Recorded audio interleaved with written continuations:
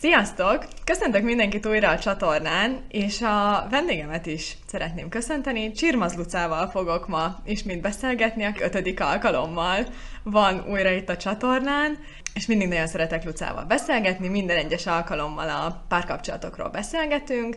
Ez a mai alkalommal is így lesz.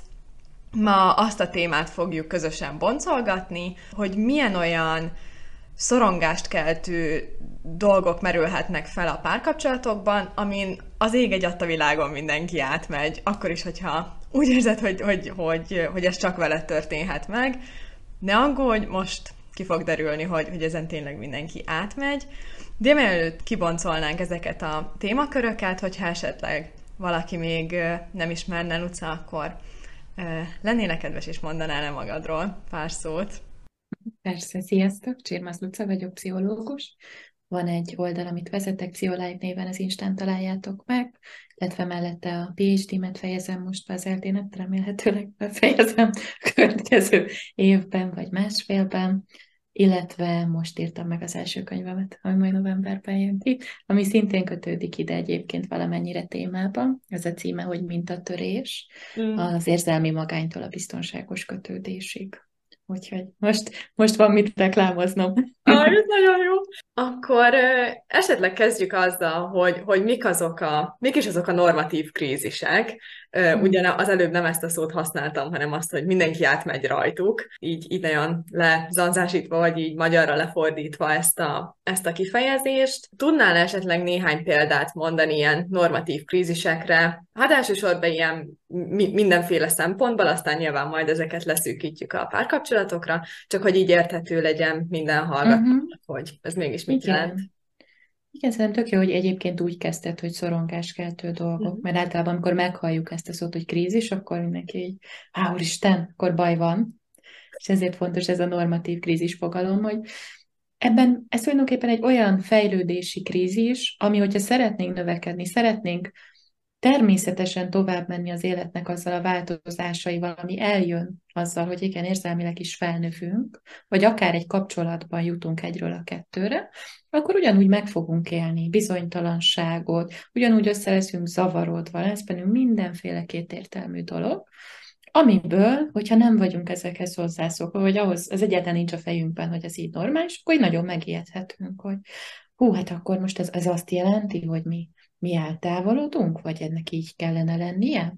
És szerintem azért nagyon izgalmas ez, mert különösen, és akkor én megint össze tudom kicsit kapcsolni ezzel Mhm. mintatöréssel, hogy különösen akkor, hogyha az ember valami másból jön, valami más szokott meg a saját életében, akkor az is szorongáskeltő lesz, amikor elkezd ebből kimenni a jó felé, a boldogság felé mondjuk. Tehát Mhm. a szervezetünk alapvetően csak arra van beállítódva, hogy a biztonságot keresse. Ami azért nagyon sokszor hátráltat minket, hiszen csak azt tudja elképzelni biztonságosként, amit már Amit megtapasztalt. ismer, igen. És ezért igen, nekünk kell itt ezt az ilyen középpontunkat megtartanunk, és kitartanunk abba az irányba, hogy tovább tudjunk menni a túlélésből a boldogság felé, és ez lehet igen egy kapcsolati kontextusban is, meg akár a saját életünkben bármilyen más területen.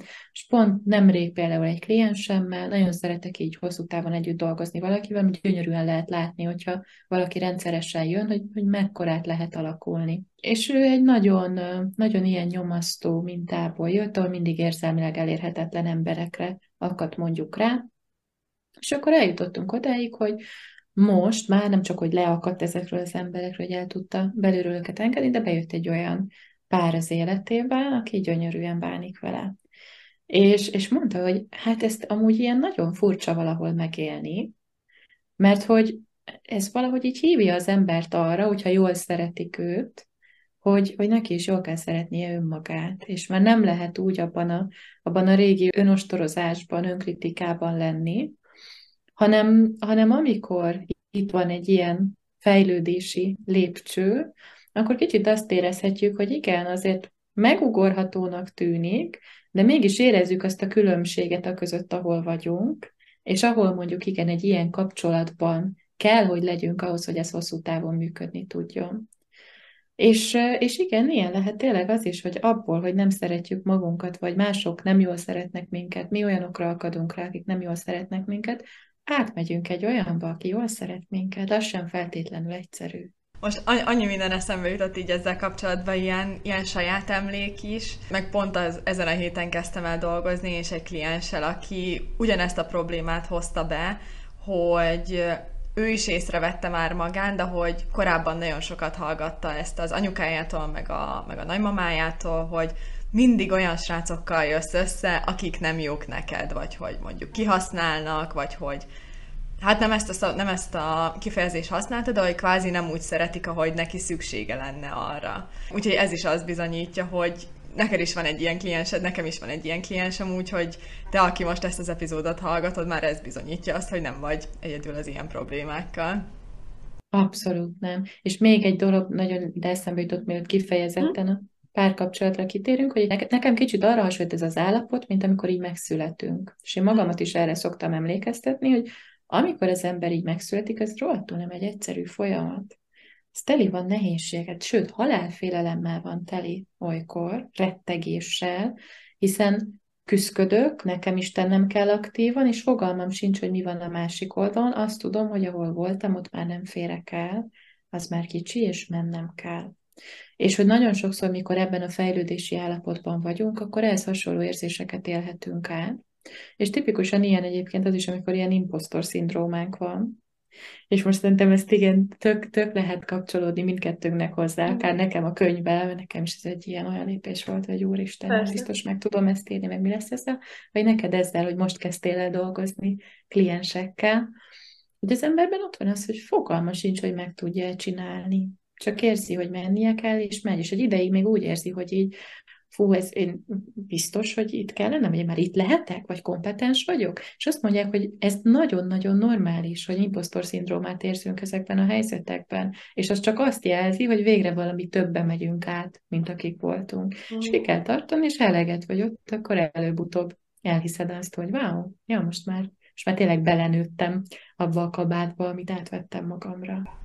Ez egy nagyon jó hasonlat amúgy. Szerintem ezt én is fogom használni, hogy így kinőtted igen, ugyanaz, mint amikor megszületsz, vagy mint amikor elmész ruhát vásárolni, mert kinőtted. Az is egy természetes dolog, hogy elmegyek ruhát vásárolni, akkor legyen az is egy természetes dolog, hogy így fejlődök. És akár ugye, amiről a könyved is szól, hogy egy sokkal jobb és egészségesebb dolog felé mozdulunk el. Igen. Vagy csak valami felé, ami más. Igen. Tehát olyan is lehet, hogy eddig is egészséges dologban voltam, de most már ez mégsem elégít ki engem. És akkor is figyelnem kell arra, hogy igen, átmerjek menni egyiből a másikba, mert folyamatosan változunk. Lépjünk is át így a párkapcsolatok mezeire. Arra gondoltunk ezzel az epizóddal kapcsolatban, hogy ahogy ugye természetesen fejlődik egy kapcsolat, mi is ezeket a lépéseket fogjuk nyomon követni, és átbeszéljük, hogy egy-egy fázisban mik azok akár események, gondolatok, amik szorongást okozhatnak az embereknek.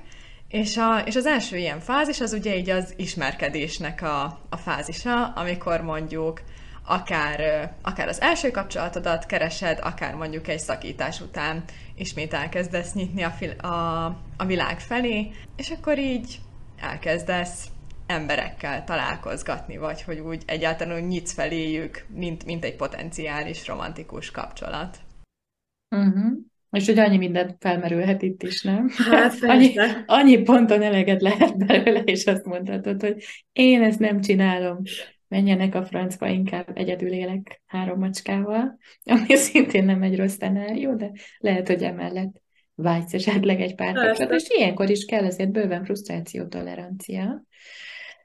És meg kell fontolni mondjuk azokat az elvárásokat, igen, amiket helyezel önmagadra ilyenkor, vagy a másik félre.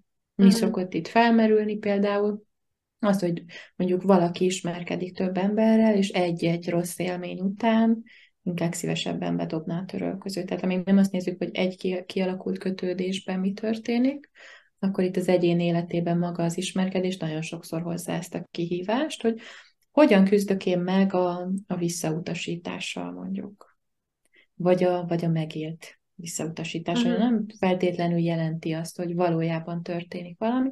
Nagyon sokszor ez ugye a modern világban úgy néz ki, hogy valaki eltűnik, csak szép lassan, így egyre szürkébb, és hirtelen már nyúlnál utána, és nincs ott, tehát hogy nagyon nem egyértelmű formái vannak ennek sokszor, ami nehézségeket okozhat, és szerintem nagyon nehéz lehet így ebben az online világban tartani magunkat ahhoz, hogy ne kezdjük el ezt túl gondolni, túl fantáziálni, és kitartsunk a célunk mellett.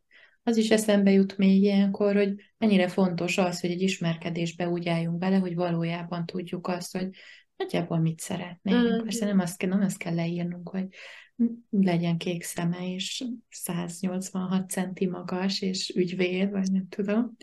Van egy ilyen kliensem, nagyon, nagyon szeretem őt. És ő mondta, hogy amikor kicsi volt, akkor így leírta, hogy milyen férfit szeretne magának. És akkor tudod, először még csak amikor ezt hallottam meg, akkor így, mondom, erre tök jó, biztos majd rá lehet kapaszkodni, hogy akkor a pici énednek, akkor te most hallgass a vágyaira, és hű, de jó. És akkor leírja nekem azt, hogy hát igen, az én férjem az nem tudom, Márk lesz, 186 centi magas, orvos, és most jön a legjobb része, és nem sokat találkozunk, mert ő rengeteget dolgozik. És akkor így annyira szívbe markoló, meg egyben nagyon édes is volt ez a történet, ami szerintem jól szemlélteti azt, igen, hogy mennyire a felnőtt világunkban, vagy az, amivel felnőttünk, azzal a világgal kiindulva jövünk a szívünkbe, és várunk el dolgokat a másiktól, ami ugye nem feltétlenül kielégítő aztán, tehát sajnos már a gyermekénünk is gondolhat, vagy vágyhat olyan dolgokra, ami egyébként egy ilyen egészségtelen, mint tápolja. És viszont ezeket érdemes tisztázni, hogy igen, mondjuk nekem mire van szükségem. Egy olyan emberre van szükségem, aki mondjuk nem tudom, hasonlóan ambíciózus, egy olyan emberre van szükségem, aki mondjuk az érzelmeit olyan módon tudja kifejezni, ahogy nekem az jó, és egyébként nekem hogy jó, ha kifejezi valaki az érzelmeit. Tehát ez mindegy ilyen önismereti talajon indul el, ami még itt szerintem nagyon-nagyon fontos, hogy tudjam, hogy amúgy én milyen életszakaszban vagyok, és mihez keresek partner. Tehát más, és nem feltétlenül korfüggő, mert hogy kortól függetlenül is lehet itt meg ott tartani, de hogy mondjuk más egy egyetemista, évekhez kerestem egy partner, más ahhoz, hogy én karriert építsek elsősorban, és megint egy picit más, amikor már én tudom, hogy mondjuk szeretnék lassan családot alapítani. Nagyon ideális, hogyha ezt mondjuk meg tudom valakivel végigcsinálni, és végigkísérjük egymást, de hogyha én mondjuk már kinőttem azt az énemet, ami bulizna, és csak így spontán módon élne, és nem gondolna holnap utánra, és már tényleg azon gondolkodom, hogy én már nem erre vágyom igazán. Akkor nem keresetek olyat, aki még ebben, vagy keresetek, csak valószínűleg nem leszek boldog mellette. Szóval szerintem itt, hogy a további kríziseket is egy picit enyhítsük, meg igen, az ilyen további konfliktusokat, vagy bizonytalanságokat, itt nagyon fontos ezt az önismereti alapot megalapoznunk, ami erről szól, hogy egyáltalán tudjam, hogy ki vagyok, tudjam, hogy milyen kritériumokkal állok bele az ismerkedésbe, és aztán legyen kellő érzelemszabályozásom ahhoz, hogy ezen a folyamaton végig tudjak menni, ami néha nagyon izgalmas, nagyon érdekes, nagyon munkás, rengeteget lehet tanulni magunkról közben, de éppen ugyanennyire frusztráló is tud lenni. Két dolog jutott eszembe, az egyik egy sztori, a másik meg egy szintén egy olyan fázisa, vagy egy olyan része ennek a fázisnak, ami szorongató lehet. A sztori az az, hogy pont tegnap találkoztam az egyik barátnőmmel, aki már évek óta párkereső fázisban van, és vele beszéltük ezt, hogy nagyon nehezen találja meg azt az embert, akire azt mondaná, hogy na, akkor én most vele bele tudnék vágni egy párkapcsolatba. Nagyon vágyik rá, és amúgy nagyon büszke vagyok rá, mert hogy ő már ezt a szintet meglépte, hogy tudja, hogy ő mit szeretne.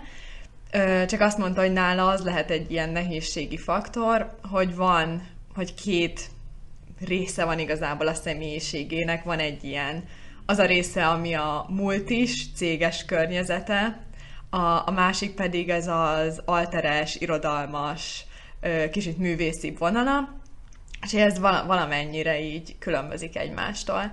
És hogy mondtam neki, hogy értem a problémáját, de hogy a legtöbb, amit tehet, hogy mind a két élethelyzetében vagy környezetében eljár helyekre és programokra, és nyilván ott olyan emberekkel fog találkozni, amelyik legalább az egyik masszív én részéhez csatlakozni fog. Aztán, hogyha szerencséje van, akkor pont egy olyat fog találni az egyik környezetbe, ami a másikhoz is hozzápasszol. úgyhogy amúgy én ezt egy csomó mindenkinek tudnám tanácsolni, hogy nyilván nagyon ijesztőnek hangzik, meg nagyon szorongatónak hangzik, hogy ahhoz, hogy pár találj, azért neked is meg kell tenni az aktív lépéseket, hogy elmész, és hogy olyan emberekkel veszed körbe magad, amilyenre te is vágysz.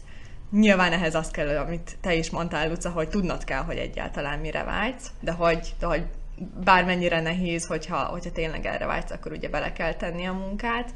Illetve egy másik része, ami nagyon szorongató lehet így az ismerkedésbe, amivel pont kezdted a monológodat, hogy több emberrel is ismerkedsz, és hogy már ennek a tudata, hogy mondjuk az a személy, akivel te beszélsz, nagy valószínűséggel, ő is több emberrel beszélget.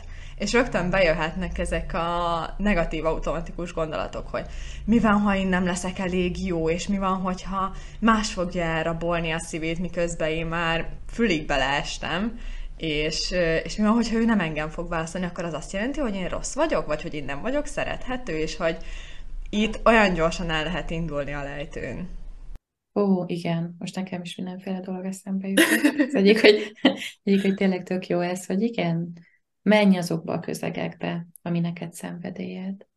Sokkal nehezebb egy ilyen általános poolból ismerkedni, mondjuk egy sima buliba elmenve, ami egy ilyen nagyon commerce dolog, ahol mindenféle ember megfordul, és már mondjuk leszűkítve a te kedvenc előadódra, vagy arra a zenei irányra, amit te szeretsz, mondjuk mennyivel izgalmasabb, nem tudom, ha szereted a jazzt, akkor menjél egy jazzbárba, vagy jazz koncertre, de hogyha szereted a jazzt, és valami hasonló típusú ember kell neked, és technobulikba jársz, hát akkor nem biztos, igen, hogy lesz egy olyan nagy közös pont már kiindulásnak. Tehát, hogy ezek tényleg tök jók, hogyha már van valami olyan közös dolog. Meg az jutott még erről eszembe, hogy kell egy ilyen nagyjáboli prioritási sorrend magunkban, hogy mi az, amit feltétlen szeretnék, feltétlen keresek, mondjuk egy potenciális partnerben, és mi az, ami nem eszenciális nekem. Mondjuk lehet, hogy vannak olyan dolgok, amiket tudom, hogy meg tudok osztani más emberekkel is az életemben. Nekem az évek során úgy alakult ez, hogy én először azt hittem, hogy mellém feltétlenül egy ilyen nagyon intellektuális ember kell, és amikor ilyen nagyon intellektuális emberek mellett voltam, akkor pedig tehát, hogy nem mindig jár ez azért kéz a kézben egy érzelmi intelligenciával, és ott éreztem azt, hogy hú, basszus, azért ez az intellektualitás persze izgi az ismerkedés során, meg izgi egy-egy pontban, de egyébként pedig nem ez fogja egy kapcsolatban azt az igazi alapot megadni. És ma már mondjuk úgy gondolom, hogy persze szuper lenne, ha még így is tudna engem inspirálni, vagy ilyen új dolgokba bevinni, de sokkal fontosabb nekem egy olyan érzelmi, akár egy spirituális kapcsolódás, kötődés, meg a testiség, amit nem szeretnék megélni mással. Viszont az intellektualitásra ott vannak a barátaim, ott vannak a körülöttem lévő emberek, amit be tudnak hozni mások. Szóval ezt mindenkinek el kell dönteni, hogy mi az, ami neki feltétlenül a partnerétől kell, és ahhoz viszont ragaszkodni kell. Azért vannak olyan dolgok, amit nem érdemes így leadni, de ez is szerintem szintén abból alakul ki, hogy az ember így mindenféle emberrel interakcióba lép. Anélkül nem igazán lehet tudni így. Ki lehet találni papíron, de aztán az még nem valódi önismeret. Tényleg ismerkedni kell, randizni, és aztán meglátod, hogy mi hogyan esik. Igen. És hogyha már bedobtad ezt a szót, hogy randizás, akkor lépjünk tovább így a következő fázisra. Megismerkedtünk valakivel, és olyan szinten elköteleződtünk egymás mellett, hogy akkor így, most nagyon bénán fog hangzani, de hogy akkor így exkluzívak vagyunk. Még nem vagyunk barát és barátnő, de hogy már ki is van mondva az, hogy mással nem ismerkedünk, hanem mi járunk el randizni. Lehet, hogy ez az abból adódik, hogy lány vagyok, de hogy az első dolog, ami nekem itt eszembe jut, mint ilyen normatív krízis, az ilyen full külsőséggel kapcsolatos, mert ugye nyilván egy randin azért szeretnéd magad úgy prezentálni, hogy csinos legyen, jó legyen a hajad, szép legyen a sminked, és a többi. És ezt főleg a filmekben lehet amúgy látni, ilyen nagyon explicite előadva, amikor a lányok randi előtt készülgetnek a fürdőszobába, és hogy nem tudom, ott van a nagy kupac ruha, mert hogy semmibe se tetszik magának, és hogy itt szerintem ez, így az ismerkedés után, ez szerintem még az a fázis, amikor egy az önbizalom meg az önértékelés nagyon ilyen, nagyon törékeny lehet. Hogy a legkisebb mondjuk nem dicsért meg 3-szor, csak egyszer, és hogy akkor biztos nem vagyok csinos. Most így nagyon leegyszerűsítve.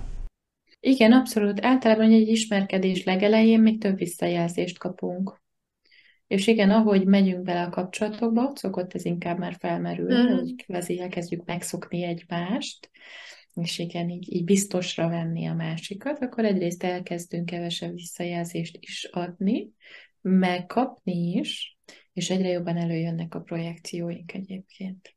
Tehát bármit nem oldottunk fel gyerekkori sérüléseinkből, az annál inkább bekúszhat ide, és nagyon sokszor szokott akár ehhez kötődni, hogy én valóban azt érzem, hogy lát a másik engem, és engem tart a legértékesebbnek, vagy esetleg egy idő után elkezdek szorongani, vagy nekem mondjuk az ő figyelméért, szeretetéért versengeni kell. Akár igen, ilyen képzelt ellenségekkel, akik nem is biztos, hogy bármilyen fontos részét kiteszik, de hogy elkezd bennem lenni egy ilyen bizonytalanság. És még oda egy picit visszaugrani, szerintem az is egy ilyen fontos fejlődési, egy ilyen normatív krízis lehet, egy ilyen állomás, amikor egyáltalán elmerünk oda jutni, hogy kimondjuk azt, hogy mi együtt vagyunk. Nagyon sokszor ez is nehéz, és sokan panaszkodnak erről a mai világban, hogy hát igen, már nem tudom mióta találkozunk, és úgy teszünk, mintha együtt lennénk, és mindent úgy csinálunk, de itt nem mondjuk ki, és nem vagyunk együtt. És ezzel kapcsolatban is van, szerintem úgy ez egy kicsit ilyen FOMO dolog is, hogy amint azt érezzük, hogy valamire azt mondjuk, hogy igen, akkor ugye azzal egyben minden másra nemet mondunk. És hogy főleg egyébként akkor, amikor valaki nagyon élte ezt a szingliséget és a lehetőségeket, de egyébként más ezer dologból is jöhet, ugye akár megint ilyen gyerekkori traumákból, ezáltal én nagyon sebezhetővé válhatok, hogy azt mondom, hogy én akkor a tiéd vagyok, és nagyon sokan nem merik ezt tisztán megtenni. De nagyon sokan úgy állnak bele egy kapcsolatba, hogy bele sem állnak soha igazán. És szerintem az nagyon-nagyon szomorú, mert utána ott marad egy ilyen mi lett volna, ha. És ez tényleg mindennel kapcsolatban az életünkben. Tudom, hogy kiszolgáltatottabbnak tűnik, meg sebezhetőbbnek, de mégis akkor fogsz megnyugodni, hogyha elmész a falig ilyen szempontból. Szeretem ezt nevezni, hogy nincs kinyitva a doboz, nem tudod, hogy a macska az éle vagy halál. És közben így tudod, veszed kitartóan a viszkaszt neki, rámegy egy csomó pénz, és közben lehet, hogy már régóta döglött. Ezért érdemes lenne ránézni, hogy mi van ott. Te még mindig spórolsz vele egy csomó energiát és erőforrást, hogy nem etetted a halott macskát. Mint hogy érdemes akár tényleg így rákérdezni, amikor te egy hosszabb ideje már egy ilyen sebelecse nélkületbe vagy, és te tudod, hogy te szeretnél valakivel együtt lenni, akkor nyugodtan kérdezz rá, hogy figyelj, benned mi van, bennem ez ilyen érzéseket vált ki, és én egyébként arra vágyom, hogy te hogy vagy ezzel. Hirtelen lehet, hogy fájdalmasabb egy nemet kapni, de úgy lehet elengedni, és nem ebben a szorongásban lenni tovább, hanem akkor igen, viszlát, és legalább jöhet utána a következő. Nekem is ezzel a fázissal kapcsolatban ez a két szó ugrott be, hogy vagy azért nem tudják kimondani, hogy akkor mi most innentől barát és barátnő vagyunk, mert vagy ez, hogy félnek az elköteleződéstől, vagy azért, mert hogy az elutasítástól félnek. Mert hogy azért az piszok nehéz hallani, hogy valakinek nem kell lesz.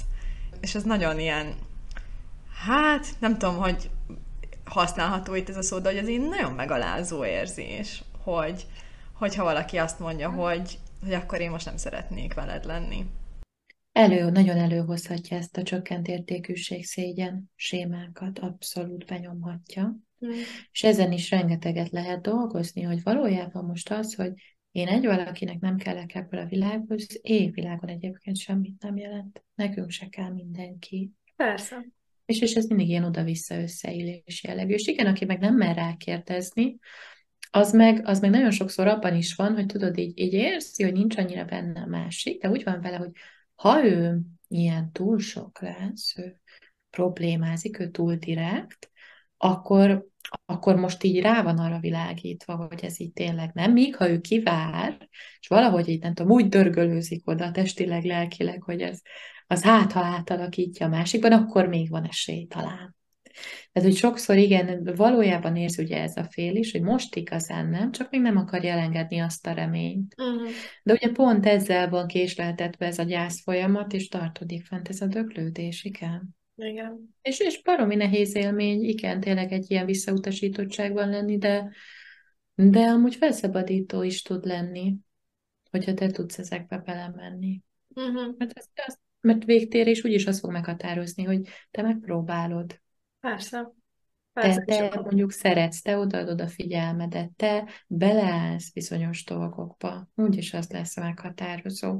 Az ilyenfajta visszautasítást meg ki lehet verni. uh-huh.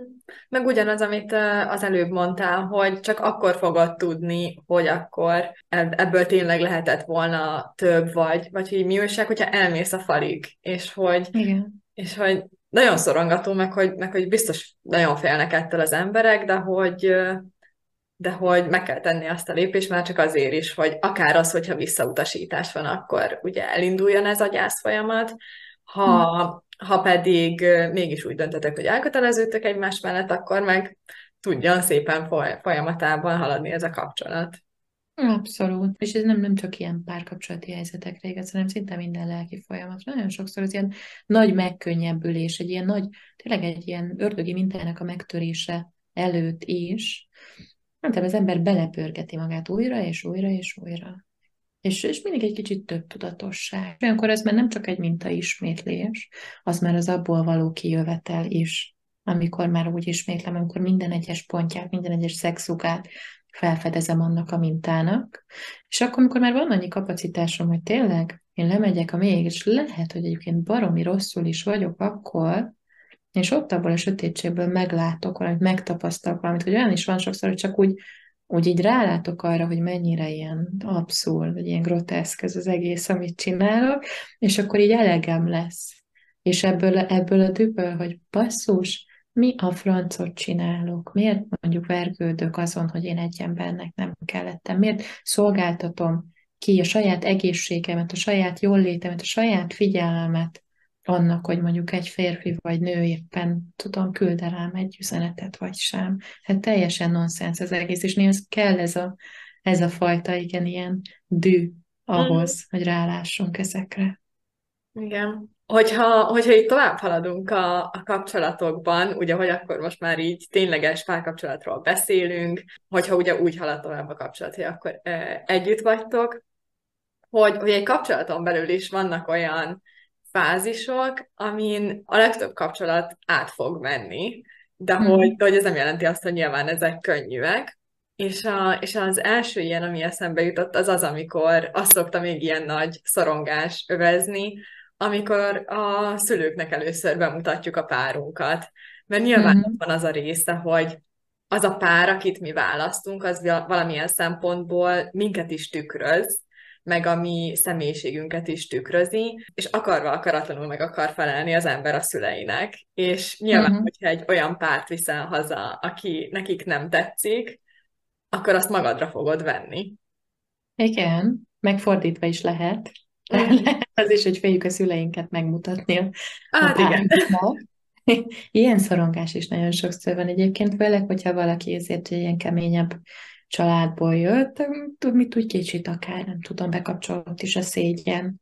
Vagy az, hogy ugye azért az identitásunkkal nagyon össze tud fonódni a család miensége, minősége, és ez is úgy, mint nekünk egy-egy jegyünk, tud egy ilyen érzést kelteni bennünk, hogy ha az én családom ilyen, akkor én mondjuk megértemlek egy olyan igazi szeretetet, és akkor tudod, megy néha ez az ilyen rejtegetés, Mm. és akkor meg ne lássák, hogy ők ilyenek, mert akkor az én értékemet is és biztos rontja. Szóval oda-vissza lehet szorongás, Mm. de igen, abszolút így a szülők felé is lehet egy ilyen megfelelés, hogy vajon mit szólnak, vajon hogy jönnek ki egymással, vajon igen, nem megy majd a kínoskodás, Igen. hogy igen, valahogy integrálni kell ugye ebbe a családi rendszerbe a másikat, és viszont ez fontos, hogy ez azért nem kell, hogy annyira szoros egység legyen. Mhm. De hogyha mi már választunk most egy párt, akkor nekünk nem visszafele kell élni. Persze, hogyha valaki szorosabban van a családjával, és neki fontosak ezek az események, akkor tök jó, hogyha olyat talál, aki ebbe be is illeszkedik. De az is egy normatív krízis, hogy én már leválok a régi családomról, és már abban gondolkodom, hogy én a leendő családomat Mhm. építsem. És ott pedig nem lehetnek az ő gondolataik meghatározók. Mhm. Igen, meg nekem még az jutott eszembe ilyen személyes vonalról, hogy például nekem az is nagyon fontos volt, hogy a bátyám mit gondol a barátaimról. Már csak azért is, mert hogy ő fiú, meg azért is, mert hogy én vagyok a kishuga. Ö, Mhm. így utólag vettem észre, vagy így utólag visszagondolva, hogy azért nagyon benne volt ez a protektív vonal a Mhm. bátyámba, hogy azért úgy megnézte magának a fiúkat, akiket éppen hazavittem, és az nekem nagyon sokat ad, hogy így a mostani párommal nagyon sok közös van bennük, és hogy, Mhm. és hogy volt is olyan, hogy mondjuk nem is voltam együtt a párommal fizikálisan, de hogy ők így messengeren beszélgetnek egymással, és ez nekem olyan Mhm. szívmelengető. Igen, szerintem annál nagyobb biztonságot ad, vagy annál inkább. Ez is egyfajta ilyen intimitás teremtés. És nem csak a családnál, hanem tényleg így mindenféle szerettünknél. Ha Igen, jól kijön a barátokkal is. barátainkkal, igen, akkor így úgy érezhetjük, hogy őt egyre inkább tud közeledni. Egy-egy részünkhöz, nem ő Viktor, és minden szerettünk valamilyen részünket reprezentálja, és hogyha ő sokakkal jól kijön, az lehet, hogy így ezt jelenti, hogy akkor, ja, lehet, hogy mi egy jó összeillés Mhm. vagyunk. Meg az előbb behoztad ezt a gondolatot, hogy a régi családodról már leváltál, és a leendő családodra fókuszálsz. Itt az a gondolat merült fel bennem, hogy ugye így a kapcsolatoknak a következő fázisa, ami már így a családalapítás szélén van, ugye amikor összeköltözöl valakivel, és hogy így ilyen szinten integráljátok az életeteket, nem csak az, hogy van egy közös baráti csoportotok, hanem hogy tényleg a mindennapokban is látjátok egymást, és nem csak amikor kiciszomázva elmentek randizni, hanem amikor kócos hajjal felkelsz reggel, vagy frusztráltan hazajössz a munkából. Ez nagyon Mhm. sok konfliktus, hát nem feltétlenül csak konfliktus szülhet, de hogy ilyen akarva akaratlanul jöhetnek megint ezek a negatív gondolatok, meg ezek a nehéz érzések, hogy úristen, mi van akkor, ha, meg mit gondolhat, meg társai. Abszolút, ami legtöbbször felmerül itt, az, hogy mi van az én együtt töltött Mm. időnek az egyensúlyával. Az összeköltözésnél lesz ugye először igazán ilyen egyértelmű az, hogy közös az életterünk, igen, látom egymást munka előtt, ha otthonra dolgozunk közben is, és munka után is, úgy mindig együtt vagyunk, és nincs az a kis saját zugom, ahová elmenekülhetek, amikor nekem már kényelmetlen, és szükségem van erre a kis saját térre. És hogy általában így ez okoz valami fajta szorongást vagy frusztrációt, hogyha ez nincs eléggé megteremtve. Mhm. Tehát ha túlságosan nagy ez az összecuppanás, és nem tudunk attól, hogy fizikailag együtt vagyunk is lehet nagyjából azért én időt keríteni magunknak, viszont ugye sokkal nagyobb erőfeszítés kell hozzá, mint hogyha akkor csináljuk ezt, amikor eleve megvan a kis saját életterünk, amiben Mhm. visszasétálhatunk. És nagyon sok embert ez elsodor, akár megfelelésből. Mit fog szólni a másik, ha én azt mondom, hogy most nem tudom, csak kicsit csöndben lennék és olvasnék, vagy kimegyek, nem tudom, teraszra zenét hallgatni. Mit fog szólni, ha én most azt mondom neki, hogy most ne jöjjön a közös baráti összejövetelre, mert szívesebben lennék csak én a barátaimmal. Viszont ezeket nagyon-nagyon fontos kommunikálnunk, és kijelölnünk a kapcsolat hosszú távú egészsége szempontjából. És hogyha valaki szorongó ilyen típus, ilyen szempontból szorongó típus, akkor azt szoktam neki ajánlani, hogy gondoljon erre úgy, hogy minél nagyobb szeretettel, minél nagyobb szabadsággal tudja elengedni a másikat, annál nagyobb szabadsággal és szeretettel tud ő is visszatérni hozzá. És hogy tulajdonképpen amit ő töltődik kint másokkal vagy önmagában, azt is, hogyha megvan rá befogadó tér, akkor ezért vissza tudja hozni, és ezzel még jobbá tudja tenni ezt a kapcsolatot. Egy kapcsolat csak ennek a kettőnek az egyensúlyából tud hosszú távon egészséges maradni, hogyha közösen töltött idő is minőségi, és mindkét fél egyedül is minőségileg tölthet időt. Én igen, általában ezt látom, hogy itt ez a legnagyobb ilyen szorongás. Igen, meg ezt írtad is még, amikor készültünk az epizódra, hogy maga ez a közelség-távolság dinamikája, hogy akár fizikális szempontból is, hogy én mondjuk elmegyek egy hétvégére a lányokkal nyaralni, de hogy én közben belülről szorongok, hogy ő mit csinálhat otthon, meg a közelség része is, amikor tényleg mind a ketten otthonról dolgoztok, és nincsen egy olyan sarok, ahova így elvonulhatnál. Ez a húzavona része, vagy akár ez, hogy amit te is mondta, hogy így nincs ez a része sem kiegyenlítődve, hogy nem csak így átvitt értelemben a közelség meg a távolság, hogy mennyi időt töltötök együtt, hanem fizikálisan is ez a közelség meg a távolság, mert lehet, hogy az egyik félnek több igénye van arra, hogy így összegabajodva legyenek 0-24-ben, a másik fél pedig szereti, neki tágabb ez a határa, hogy mennyire engedi közel magához az embereket, vagy hogy milyen gyakran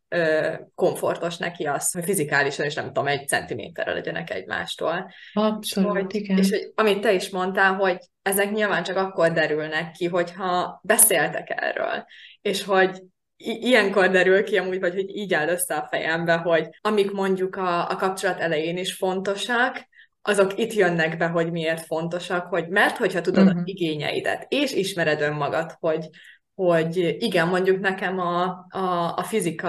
a fizikai érintés mondjuk az elsődleges szeretetnyelvem, akkor én azt kommunikáljam, 2, lehetőleg olyan párt válasszak magamnak, aki vagy nem frusztrálódik be attól, hogy én folyamatosan ölelgetni akarom őt, vagy hogy kifejezetten szereti ő is, és hogy neki is erre van igénye. És hogy így ilyen példákon keresztül érti meg az ember, hogy miért is fontos az, hogy ismerd önmagad. Igen, az együttalvásban szokott például ez egy ilyen probléma lenni, vagy ilyen, nem tudom, ki mennyire szeret csókolózni. És ezek olyan dolgok, ami olyan alapvető dolog. Persze egy-egy emberre is változhat. Tehát nekem is volt olyan párom, akivel alig bírtam elviselni, hogy együtt alszokom, volt, akivel meg ilyen teljesen összekapajodva állandóan. Szemben, nem tudom, 10 centire egymástól voltunk, és ez úgy tűnt tökéletesnek. Szóval, hogy nem feltétlenül hogy csak egy egyéni preferencia, de azért összességében inkább egy egyéni preferencia, hogy mit szeretsz. Igen, és nem érdemes olyat kiválasztani, ezért neked igazán fontos valami. Igen, ha mondjuk te ilyen összekabályodós vagy, akkor nem érdemes olyat választani, aki elalszik és elfordul, és az ágy másik végében van, mert a te oxitocin szintednek az nem fog túl jót tenni valószínűleg. És igen, ezeket tök jó, hogyha tiszteletben tudjuk tartani, meg a fizikai dolgokon túl még az jutott eszembe, hogy ennek van egy ilyen érzelmi hullámzása is, ami tök természetes. Tehát normális az, hogy még egy nagyon jó kapcsolatban sem mindig arra vágyom, hogy a másikkal legyek, nem mindig rajta gondolkodom, nem mindig ugyanannyira tetszik, akár szexuálisan, akár személyiségében. Lehet, hogy vannak olyan dolgok, amik néha baromira idegesítenek. Valószínűleg nem fogok benne mindent kedvelni. Ez szintén egy irreális elvárás, hogyha én azt gondolom, hogy jaj, hát nekem akkor mindent rózsaszínnek kell látnom vele kapcsolatban. Nem. Csak nekem nem arra kell fókuszálnom, ami nekem nem tetszik benne. Tudhatom, hogy ott van, de attól szerethetem őt. És hogy ez is, igen, általában ennek is van egy hullámzása, néha attól is függ, hogy miben vagyunk a saját életünkben, illetve azért szorosan függ attól is, hogy mi hogyan vagyunk saját magunk felé. Csak egy olyan ember tud igazán látni, igazán szeretni, aki valahol ezt már maga felé is tudja gyakorolni. És persze ilyen rövidebb időszakokra megtörténhet ez olyannál is, aki nem képes erre, de hogyha egy hosszú távú stabilitást keresünk, akkor a másik oldalról is kell ez a hosszú távú stabilitás így önmaga felé. Uh-huh. És mi történik akkor, amikor már tényleg egy hosszú távú kapcsolatról beszélünk, és egy viszonylag stabilnak tűnő kapcsolatról van szó, minden szuperül működik eddig, és akkor az egyik fél úgy dönt, hogy akkor ő feltenni a nagy kérdést, hogy kössék össze az életüket.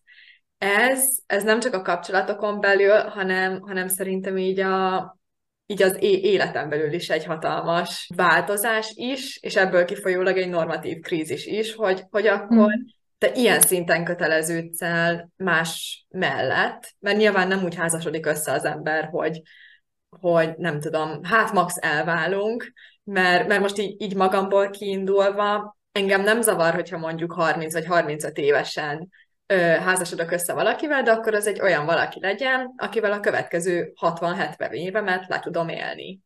És hogy Igen. nyilván pont ezért, mert hogy szeretnéd, hát nem is azt mondom, hogy a tökéleteset, de hogy a lehető legjobbat, meg a lehető legjobban hozzád illő személyt megtalálni és kiválasztani, ezzel nagy nyomást helyez arra, és hogy nagyon sokszor feljöhetnek ilyen szorongató gondolatok, meg hogy ilyen rossz gondolatok, hogy biztos jó döntést hozok-e meg hogy biztos jó lesz-e. Igen, itt az eljegyzés körül, meg az eljegyzést az esküvőig tartó időszakban szoktak leginkább így, olyan, mint hogy hirtelen ilyen nagyítóval kezdenéd el nézni a másik hibáit. Igen, mert pont ez történik, hogy így itt még monitorozza az ember, hogy vajon igen, a potenciális partnerek közül, ami számára elérhető lenne, akár csak képzeleti szinten, vajon ő a megfelelő döntést hozza-e. És azért ez tényleg egy fontos döntés, és ideális esetben, igen, nem úgy állsz bele, hogy jó, hát jó van, ez majd max tényleg vége lesz, az kész, hanem jó esetben el tudod képzelni, hogy hát akkor talán igen, vele el tudnám tölteni az életemet, vagy legalábbis most tudok abban hinni, hogy el tudnám tölteni az életemet. Azért persze ez így is úgy is megkérdőjeleződhet egy idő után, de abban a pillanatban azért úgy a jó belemenni, hogyha ez megvan. És hogy normális az is, hogy viszont ilyenkor így elkezdesz egy kicsit kritikusabb szemmel nézelődni, és hogy megjelennek ezek a bizonytalanságok, és itt megint vissza kell térned ahhoz, hogy mérlegeld azt, hogy neked amúgy mi az, ami igazán fontos, és mi az, ami nem, és hogy összességében hogy érzed magad ebben a kapcsolódásban. Ami szerintem szintén nagyon-nagyon be tud jönni embereknél, hogy nem azt kezdik el nézni, hogy amúgy ez a kapcsolódás milyen nekik, hanem azt, hogy akár megtörténik egy ilyen gesztus, vagy sem. Tehát én már annyira vágytam arra, hogy eljegyezzenek, hogy házas legyek gyorsan, nem tudom, már nagyon babát szeretnék. Ezért tök mindegy, hogy a Józsi milyen, hogyha ő ebben partner, akkor így megfeledkezem arra, hogy én valójában ebbe a képbe, jövőképbe vagyok szerelmes, és hát sajnos ez a jövőkép azért önmagában nem sokat fog érni, miután már igen lement ez az egy-egy ilyen nagy boom, hogy kész az esküvőnk, vagy épp megszületik a gyerekünk, és el lehet rajta elmélkodni egy ideig, hogy milyen cuki, azért nem ez fogja hosszú távon meghatározni. Tehát érdemes tényleg az előtt mérlegelni még, és főleg szerintem egy gyerek születése, ami leginkább már ezt a véglegességet szokta az embereknél behozni, hogy nagyon sokszor hallom azt terápiában, hogy hát ha nem lett volna a gyerek, akkor elmentem volna már mellőle. Szóval érdemesebb, igen, nem feltétlenül utána gondolkodni, bár nyilván akkor is még lehet változtatásokat hozni, és akkor is lehet egyébként egy csodálatosan boldog gyermeket nevelni, és mi is látunk nagyon szerelmesek és nagyon boldog utána. Még mielőtt a gyerekvállalásra áttérünk, még ide szeretnénk behozni egy Netflixes sorozatot, ami nagyon egy trashy reality show, a Love is Blind. De jó, imádom. Igen, és hogy jó, nyilván van ez a drámafaktor benne, meg hogy azért mégiscsak egy valóságsóról beszélünk, de ami engem nagyon megfogott benne, az pont ez a része, hogy akárhányszor mondjuk volt a pároknak egy konfliktusa, már ugye amikor így a kis podokból kijöttek, akkor volt egy konfliktusuk, akkor visszatudták a kapcsolatokat odáig vezetni, ugye amikor a külsőségek, meg a külvilág nem jött még be, hanem így szimplán ugye, ahogy a személyiségükön keresztül kapcsolódtak egymással. És hogy arra visszavonatkoztatva, amit mondtál, hogy mondjuk amikor ebben a nagyon kritikus időszakban feljönnek különböző veszekedések, meg problémák, akkor így megpróbálni átkeretezni, hogy jó, oké, lehet, hogy ő nem vörös rózsát szeretne az esküvőn, hanem fehéret, de hogy ezt félre tudom tenni, ebben a helyzetben az egómat, mert hogy amikor megismertem, hogy amúgy ezt leszámítva az összes értékrendszerünk egyezik, meg hogy amúgy ezt leszámítva tök jól funkcionálunk együtt, akkor ez a probléma így eltörpül, hogyha érted, hogy mire gondolom. Értem, igen. Szerintem ez egyszerre lehet jó, de egyszerre nagyon veszélyes is. Főleg itt nagyon szeretem az ilyen reality-ket, imádom, az ilyen guilty pleasure. De hogy ez nagyon veszélyes, hogyha egy kezdeti időszakban nyúlunk vissza, és közben így valahogy ellenállok a jelen valóságának, vagy hosszú távú valóságának. Egy-egy krízis helyzetben ez még oké. Tehát ha tényleg az van, hogy most van egy hirtelen rossz időszakunk, most van akár egy akcidentális krízis, akár tényleg egy normatív krízis, és akkor visszanyúlok egy-egy szebb emlékhez, szebb időszakhoz, az úgy jó, de hogy itt nagyon bele lehet abba is futni, hogy 3 hónap jó, vagy nem tudom, 9 hónap jó, és aztán a következő 10 év meg nem. És valahogy úgy tagadom magamnak, hogy amúgy ez már rég nem jó, attól, hogy az elején jó volt. Ez fontos a jelenben tartani magunkat, de persze jó, hogyha igen, nem egy pillanatra leszűkítve katasztrofizálunk dolgokat. Meg jó, ha azt tudjuk megnézni, hogy tényleg ezek mekkora problémák, az, amit mondtál, hogy igen, nem tudom, én ilyen rózsát szeretnék, olyan rózsát szeretnék, ilyen összefeszülések, olyan frusztrációk, azoktól tényleg abszolút el lehet vonatkoztatni. De összességében azért egy olyan partnert kell keresnem, aki a való világ kihívásai mellett is jól tud engem balanszolni. Mm. És hogy ezt a hibát is sokszor elkövetjük, hogy jó, de hát igen, én lehettem volna kicsit, nem tudom, nyugodtabb, állhattam volna ehhez vagy ahhoz egy kicsit másképp hozzá. Na jó, de hogy ez mindig egy interakció, és rengetegszer az van, főleg ha valaki már önismereti úton van, hogy ő azért megpróbál így, meg úgy csinálni. Megpróbál egy kicsit kibújni a bőréből, hát ha akkor javulnak a kapcsolatban a dolgok, és aztán rájön, hogy amúgy így nem feltétlenül tud, viszont olyan embereket lehet találni, akik egész jól tudják balanszolni, még a rosszabb oldalainkat is. Ez nem azt jelenti, hogy jaj, tudod, van ez a mondás, hogyha nem bírod ki a, tudom, legrosszabbamat, akkor a legjobbamat sem értelmed meg. Ez azért hülyeséget van, akinek a legrosszabb, hogy ez tényleg elképesztően szörnyű, és senkinek nem kellene rajta átmennie. És ezért felelősséggel tartozunk, hogy ne tegyük ki a másikat a legrosszabbunknak. Viszont egy olyan realitás van ebben, hogy hosszú távon látni fogjuk a rosszabb oldalait is a másiknak. És a számunkra az nagyon elviselhetetlen, vagy abban nincs egy ilyen egész jó interakció, egész jó ilyen balansz, amit tudunk hozni a másiknak előbb-utóbb, akkor valószínűleg szintén nem az a legjobb összeillés. És ez megint nem feltétlenül egy olyan dolog, ami nulladik pillanattól kezdve ott van, ezen lehet fejleszteni, lehet egymást eltanulni, megtanulni, de nem a végletekig. Nem mindenkit, és ezzel is érdemes szembesülni. Meggebbedhetek, hogy mennyire szeretek valakit, mennyire szeretjük egymást, de nem feltétlenül leszünk jó páros amúgy. Még ehhez egy ilyen utolsó kommentet hozzárakva, amit most mondtál a végén, hogy így ki is ismerni egymást, meg hogy így tényleg beletenni az effortot abba, hogy együtt fejlődjetek, és hogy együtt ugorjátok meg ezeket a dolgokat. Mert ahogy te is mondtad, hogy ezek egy interakciók, és hogy ahhoz, hogy fent tudj tartani egy kapcsolatot, abban nem elég, hogyha mondjuk csak te dolgozol, vagy csak a párod dolgozik, hanem mind a kettőtöknek bele kell tenni a munkát, és nem így belekényelmesedni, hogy na, egyszer már megkaptam ezt az embert, és akkor ő biztos itt fog maradni, főleg, ha már gyűrű is van az ujján, meg gyerek is itt van, mert hogy ez nem így működik. Mert hogy mind a ketten, megvan a saját életetek is, és abba is fejlődtök, mind különálló emberek úgy is fejlődtök, és hogyha mint egy pár nem fejlődtök,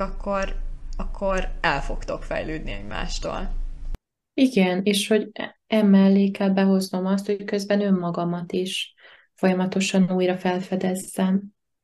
Az, aki tényleg tegnap előtt voltam, lehet, hogy már nem az, aki ma vagyok, vagy holnap szeretnék lenni.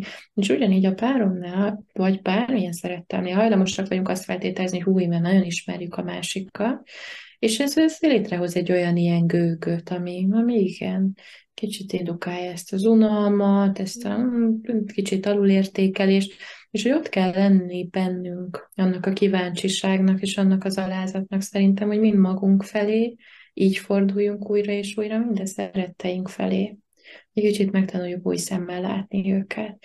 És hogyha mi is folyamatosan megyünk ezzel a fejlődéssel, ami a mi életünkben úgy hozná magát, és mellettünk van valaki, aki ugyanígy megy a saját fejlődésével, abban viszont gyönyörűen lehet hosszú távon is együtt menni, és igen, ott is merülhetnek fel olyan krízisek, amikor ez nem úgy tűnik.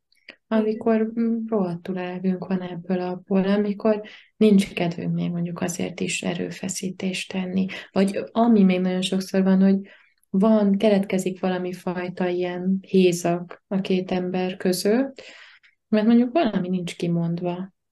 És akkor azt így az intimitást így nagyon megvágja. És lehet, hogy csinálunk minden dolgot, amiről úgy gondoljuk, hogy kell ahhoz a kapcsolathoz, intimitáshoz, de közben valahol hazudunk egymásnak. És akkor ez a hazugság, az szét fogja rombolni az intimitásunkat. És ilyenkor csak kimondani ezt, akármilyen keménynek tűnik, de beszélgetni róla egyet, ez már rengeteg mindent fel tud oldozni. Igen. Meg egy másik dolog, ez is egy ilyen friss dolog, ami történt velem, vagy amit hallottam, így a gyerekvállalásra és így a szülővé válásra áttérve. Pont a tesóm mesélte, hogy neki az egyik ismerőse nemrég apukává vált, és hogy a neje nyilván tök természetes, hogy amikor 9 hónapig formázol egy életet magadba, és hogy róla is gondoskodnod kell, a szülés után súlyfelesleg rajta maradt a feleségén. És hogy ez nekik egy ilyen folyamatos konfliktust jelent, így elsősorban így az intimitás irányából, hogy amióta megszületett a gyerek, nyilván kisebb gondja is nagyobb az anyukának attól, hogy akkor ő most lefogyjon, mert ott van egy élet, akiről neki most gondoskodnia kell. De hogy a férjnek meg az a nagy problémája, hogy egyszerűen már nem kívánja a feleségét, és hogy ebből van nekik egy csomó konfliktusuk. Erről mit gondolsz? Van esetleg saját kliensekből tapasztalatod erről? Uh-huh. Igen. Most, hogy így belegondoltam, kevés olyan férfi jár hozzám, akinek már gyereke van, például. Tehát ugye ezt végig gondoltam, kevesebb Ez is a érdekes amúgy. létegyre. Igen. Pedig lehet, hogy rájuk férne. Kiindulva ebből a példából is, nem tudom teljesen félretenni azt a rossz érzést, amit kelt bennem, de nagyon sokszor ez azért szólhat másról is szerintem, Persze. tehát nem csak arról a súlyfeleslegről, vagy fizikai dimenzióról, amire ez rávetül. Szeretném azt hinni, hogy inkább itt keletkezett a dinamikában eleve valami elakadás, még nagyon sok pasinál felmerül az, hogy ugye hirtelen nem ő kapja a figyelmet, hanem a gyerek. És nagyon sokszor apaként, még az elején ők nem érzik azt igazán, hogy hol van az ő szerepük. Ugye anyaként sokkal hamarabb, sokkal egyértelműbb a gyerekkel való kötődés, összefonódás, de apaként nem feltétlenül ennyire könnyű bevonódni, vagy ennyire egyértelmű ez. Nekik sokkal inkább kell erőfeszítést tenni azért, hogy apává születhessenek, mint sem egy anyánál. És hogy lehet, hogy ez a fajta, tudod, ilyen elveszettség a szerepek között, ilyen talajvesztettség, az, hogy hirtelen nem kapom meg azt a visszaigazolást, azt a fajta figyelmet, az, ami mondjuk kiváltja ezt az eltávolodást fizikailag, hogyha kicsit mélyebben mögé nézünk. Mert hogy azért ebben is egyénileg nagyon mások vagyunk szerintem, de kevés olyat látok, hogyha igazán úgy érzelmileg stimmel valami, akkor a fizikai az ekkora problémát be tudna hozni, és főleg egy ilyen, hogy a gyerekválás után egy kis súlyfelesleg, hát van, aki ezt pillanatig oda se figyel, és most majdnem kicsit csúnyában mondtam. Igen. Meg még így a gyerekvállalással kapcsolatban nekem még az jutott eszembe, amilyen súrlódási pont lehet, hogy mi van akkor, hogyha tök más a két nevelési stílus, mert hogy mondjuk az ő szüleik is máshogy nevelték őket, és nyilván azokat a mintákat fogod te is folytatni, amit ismersz, meg amit te is tapasztaltál, és hogy ebből is mennyi konfliktus, meg hogy mennyi ilyen probléma születhet, hogy mondjuk az egyik fél nagyon ilyen túlszorong mindent a gyerekkel kapcsolatban, hogy úristen, egyet tüsszentett, biztos, hogy nem tudom, milyen betegsége van. A másik szülő meg, hogy sokkal lazábban kezeli, mondjuk így például a kokáért. És hogy ebből is nagyon-nagyon sok konfliktus keletkezhet így a párkapcsolaton belül is, meg a családon belül is. Igen, abszolút, és ezeket is tök jó így tisztázni egy picit előre, tehát erre lehet azért valamennyire készülni, de nyilván nagyon sok minden meg ott jön ki. Nem is gondolnál rá, hogy ja, hát ebben is mások vagyunk, és mégis olyan ösztönösen máshogy reagáltok. És tök jó ezzel kapcsolatban rengeteget kommunikálni, és azért képezni valami fajta egységet. Tehát itt szerintem ezekben a szerepváltásokban az a legnehezebb, hogy közben nem csak az történik, hogy én anyává, apává születek, de közben egyébként férj és feleség is maradok, És fontos erről nem megfeledkezni. És nagyon sokan ilyen csőlátással igencsak belemennek egy szerepbe, Igen. és valahogy így már nem tudják így újra integrálni ebbe az új életszakaszba a régi. És hát akkor, hogyha abban nincs arra való figyelem, nincs abban erőfeszítés, akkor az el fog halványulni.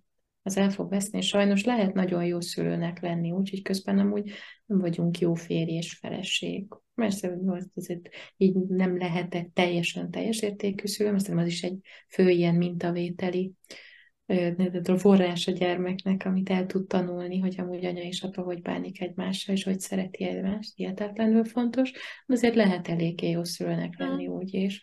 Viszont közben valami hiányt, hézagot meg fogunk élni. Igen, meg még ide behoznám azt, amiről az előbb beszéltünk, hogy ugye a párkapcsolaton belül is megmaradjunk, mint egyének, és onnantól, hogy bejön a gyerek, akkor sokkal több felé szóródunk, mert kell úgy is időt tölteni, mint egy család, kell úgy is időt tölteni, mint férj és feleség, vagy mint egy pár, és kell úgy is időt tölteni, hogy én. És hogy nagyon itt is ugye az jön be, hogy ezt kommunikálni kell, hogy nekem most arra van igényem, hogy mondjuk a nagyszülők vigyázzanak a gyerekre egy órát, és mi elmenjünk egyet randizni. Vagy nekem most arra van szükségem, hogy egy órára beülök egy habfürdőbe, és mindenki hagyjon engem békén. És hogy meg tud fogalmazni, meg legyen is arra bátorságot, hogy ezt így be tud hozni a családba, hogy én most ezt szeretném. És hogy nincsen ezzel semmi baj.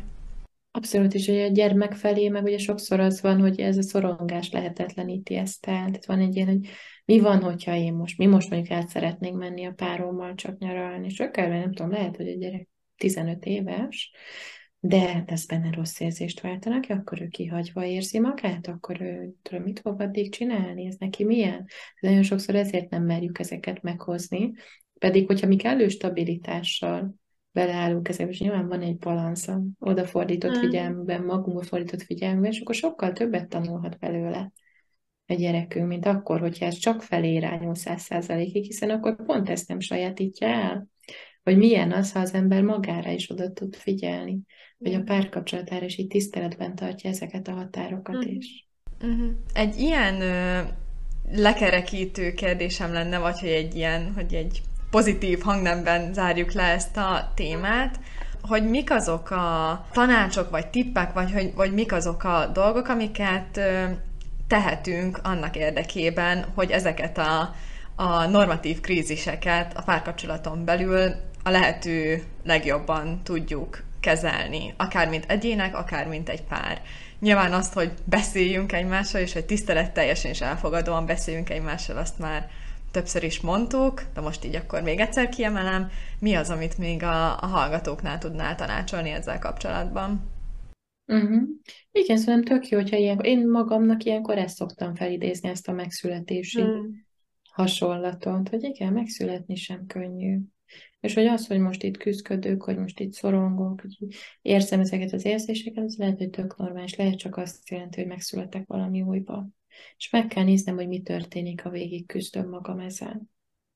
És ezzel is lehet egy kicsit tartani magunkban a lelket. Az is nagyon jó, hogyha azért tudunk behozni olyan stabil pontokat az életbe, amik erőt adnak nekünk. Ez lehet egy egyéni tevékenység, de lehet valamilyen rituálé mondjuk a kötődésünkben, párkapcsolatunkban. Mit tudom én, mindig csütörtök esténként van egy olyan randi esténk, vagy akár nem tudom, azt a sorozatot közösen nézzük, vagy megosztjuk egymással az olvasás élményünket, vagy bármit. De legyenek azért olyan rituálék, amik biztonságot adnak ebben a változásban. És a változások közepén nagyon jól érezzük azt, hogy oké, hogy valami más lesz, de azért van valami, ami ugyanúgy ott van számunkra, és lehet, hogy az a valami egyébként éppen csak mi vagyunk, és a saját erősségeink, de ezt megérizni is hihetetlenül felszabadító lehet.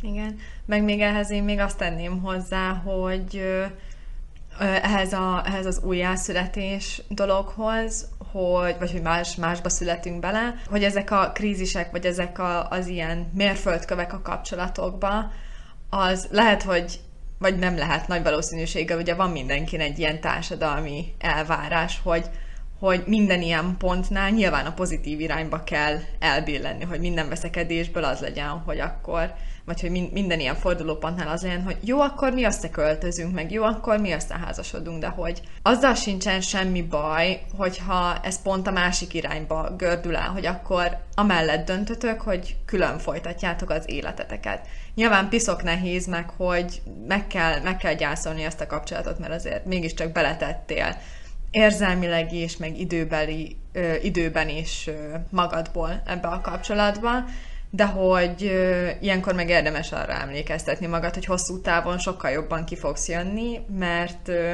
ezt szerintem egy sorozatban vagy egy filmben hallottam ezt, hogy egy szívtöréssel közelebb kerülsz az igazihoz, hogyha lehet így mondani, vagy hogy így a boldogsághoz. Igen, a boldogsághoz mindenki. Tehát nagyon sokszor tényleg az, hogy valami már nem rabolja el az energiámat, ami már tényleg halott. Én mégis Igen. pakolom bele. Az nagyon sok mindent fel tud szabadítani. Így záró kérdésnek megkérdezem, hogyha esetleg valakit jobban érdekel a munkásságod, meg minden, amit így megosztasz a közösségeddel, akkor milyen platformokon érhetnek el téged? Ilyen Pszicholive néven van Facebookon és Instagramon is oldalam, illetve van egy személyes weboldalam, ahol az elérhetőségeim fent vannak, csirmaszluca.hu. Köszönöm szépen, hogy sokat szóra is eljöttél hozzám. Én is köszönöm, szuper volt.